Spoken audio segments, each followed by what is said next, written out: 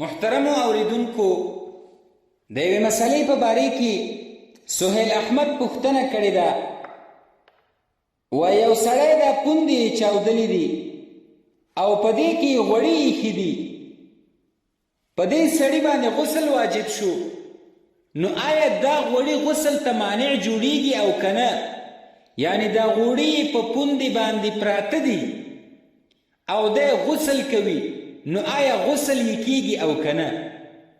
د دې مسئلې په باره کې فقهای کرام فرمایي چې که چیرته د یو کس پوندې غوړې وي او غوړې یې موم نه و، نو غسل یې کیږي، او که موم ول او اوبه یې بدن له نه پرېښودلې، نو غسل یې نه کیږي.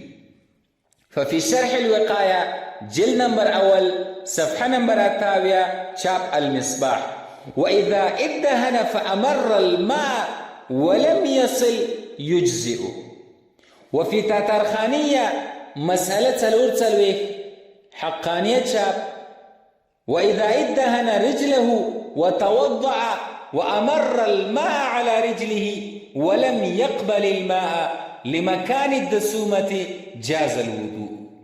وفي الفتاوى الولوالوجية جلد نمبر اول صفحه نمبر 49 مكتبة الحرمين چاپ. إذا ادهن رجلا وأمر الماء على رجله ولم يصل الماء لمكان الدسومة جاز الوضوء لأنه وجد غسل الرجل. نو مسله داسې واضحه شوه چې که د یو کس پوندې چاودلې وي، غوړې یې پکې ایښي وي، نو اوس دا کس غسل ورباندې واجب شو، غسل کوي. که چیرته د ده پوندې داسې غوړې وي چې موم نه وي، اوبه بدن ته ورتللی شولې، نو د ده غسل کیږي، او که غوړ موم و اوبه بدن ته نشوي پرېښودلی، نو غسل یې بیا په دې صورت کې نه کیږي. والله اعلم بالصواب.